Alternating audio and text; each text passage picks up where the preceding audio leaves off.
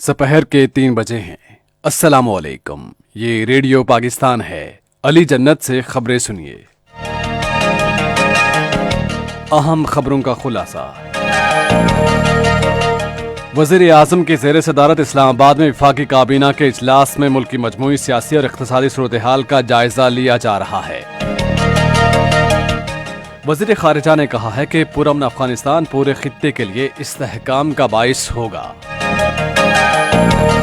अक़वाम मुत्तहिदा की general assembly का 76वां इजलास आज न्यूयॉर्क में शुरू हो रहा है, जिसमें आला सतह की उमूमी बहस होगी।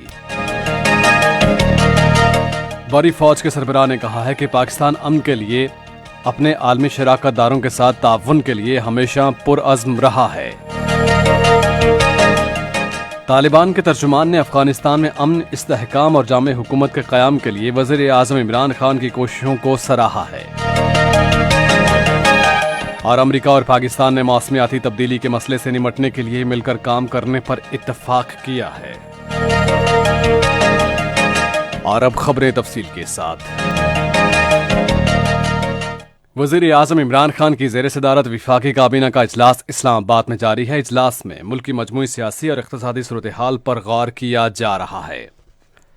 सदर डॉक्टर आरिफ अलवी ने कहा है कि दिमागी वर्जिशें नफ्सियाती अमराज से बचाव में हमेशा मददगार साबित होती हैं।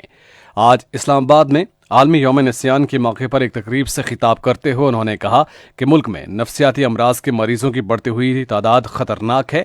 उन्होंने इस मसले पर काबू पाने के लिए फौरी तौर पर मरबूत इक़दामात पर जोर दिया है। उन्होंने कहा कि ये दिन निस्यान के मर्ज़ की वजूहात और शिद्दत के बारे में आगाही पैदा करता है। सदर ने कहा कि निस्यान का मर्ज़ दिमागी हालत की तनज़्ज़ुली है, जिसने बतदरीज याददाश्त और इल्मी सलाहियतें ख़त्म होती हैं। उन्होंने कहा कि ये मर्ज़ मामर अफराद में तेज़ी से ज़नी इन्हितात का बाइस बनता है और इस बीमारी का भी बाइस है जो मौत का सबब बनती है। डॉक्टर आरिफ अलवी ने कहा कि निस्यान का मर्ज़ नाकाबिल इलाज है और ये बतदरीज याददाश्त और सोचने की सलाहियत को बुरी तरह मुतासिर करता है। सदर ने कहा कि पाकिस्तान में इस मर्ज़ की शरह इंतहाई कम है, क्योंकि लोग मामूर मरीजों की अच्छी निगहदाश्त करते हैं, जो अच्छी बात है। वज़ीर ख़ारिजा शाह महमूद कुरैशी ने एक बार फिर इयादा किया है कि पाकिस्तान अफगानिस्तान में एक जामे हुकूमत के क़याम का ख़्वाह है। न्यूयॉर्क में अक़वाम मुत्तहिदा के ज़राए इब्लाग के नुमाइंदों से मुलाकात के दौरान उन्होंने इस बात पर जोर दिया कि आलमी बरादरी को अफगानिस्तान को अकेला नहीं छोड़ना चाहिए। उन्होंने कहा कि पुरअमन अफगानिस्तान पूरे खित्ते में इस्तेहकाम का सबब बनेगा। उन्होंने कहा कि पाकिस्तान ने अफगानिस्तान से गैर मुल्कियों के इनखला के लिए भरपूर मदद की है।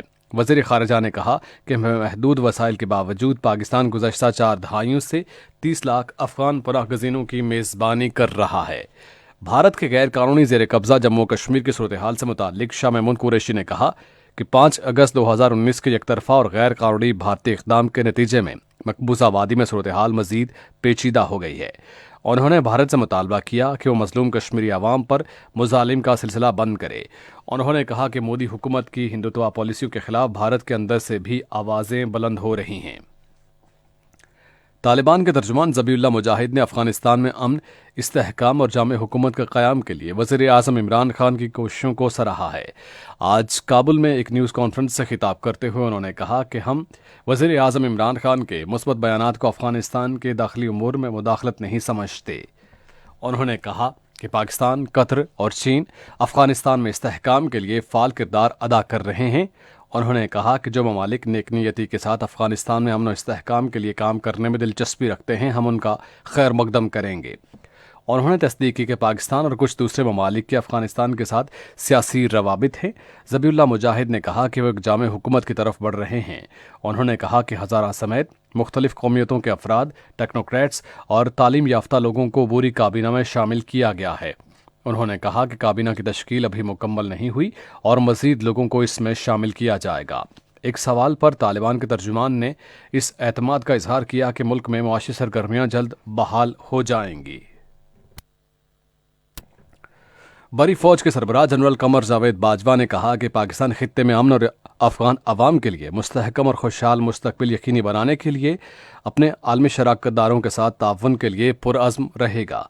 रावलपिंडी में पाकिस्तान के लिए यूनान के सफ़ीर एंड्रियोस पापाट्रोवा से गुफ्तगू करते हुए उन्होंने इयादा किया कि पाकिस्तान हर किस्म की बैनुल-अक़वामी سیاحت، کھیل اور کاروباری سرگرمیوں کے لیے محفوظ ہے اور ہم مشترکہ مفاد کے تمام شعبوں میں دو طرفہ تبادلوں کی حوصلہ افزائی کرتے ہیں۔ یونان کے سفیر نے افغانستان سے غیر ملکیوں کے انخلاء کے عمل میں پاکستان کے کردار کو سراہا ہے۔ یہ خبریں آپ ریڈیو پاکستان سے سن رہے ہیں۔ امریکہ اور پاکستان نے موسمیاتی تبدیلی کے مسئلے سے نمٹنے کے لیے مل کر کام کرنے کے عزم کا اعادہ کیا ہے۔ یہ بات موسم اور ماحول کے بارے میں امریکہ پاکستان ورکنگ گروپ کے اسلام آباد میں افتتاحی اجلاس میں کہی گئی۔ اس موقع پر اظہار خیال کرتے ہوئے امریکی ناظم الامور اینجلا ایگلر نے 10 ارب پودے لگانے کے سونامی پروگرام اور صاف اور سرسبز پاکستان جیسے اقدامات کے ذریعے موسمیاتی تبدیلی اور زمین کے استعمال کے لیے پاکستان کی کوششوں کو سراہا۔ انہوں نے کہا کہ ایسے اقدامات عوام میں آگاہی پیدا کرتے ہیں اور ظاہر کرتے ہیں کہ پاکستان موسمیاتی تبدیلی اور ماحول کے تحفظ کی کوششوں میں ایک اہم ملک ہے۔ اقوام متحدہ نے امیر ممالک پر زور دیا ہے کہ ترقی پذیر ملکوں میں ماحول کے تحفظ کے اقدامات کے لیے سالانہ وعدہ کیا گیا 100 ارب ڈالر فراہم کریں۔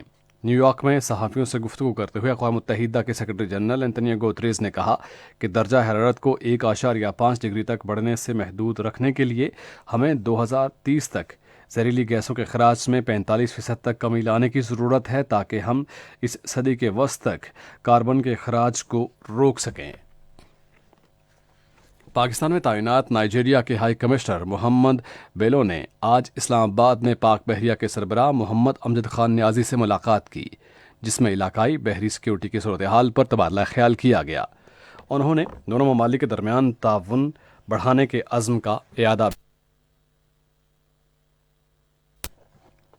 پاکستان کے غیر قانونی زیر قبضہ جموں کشمیر کے علاقے اور اوڑی میں بھارتی حکام نے موبائل فون اور انٹرنیٹ کی سروس معطل کر دی ہے، جبکہ بڑے پیمانے پر محاصرے اور تلاشی کی کارروائیاں آج تیسرے روز میں داخل ہو گئی ہیں۔ بھارتی فوج نے اوڑی کے بڑے علاقے کا محاصرہ کر رکھا ہے اور گھر گھر تلاشی کے لیے عملہ تعینات کیا گیا ہے۔ ہندوستان ٹائمز کی رپورٹ کے مطابق کارروائی جاری ہے اور علاقے میں فوجی کیمپس کے لیے ہائی الرٹ جاری کیا گیا ہے۔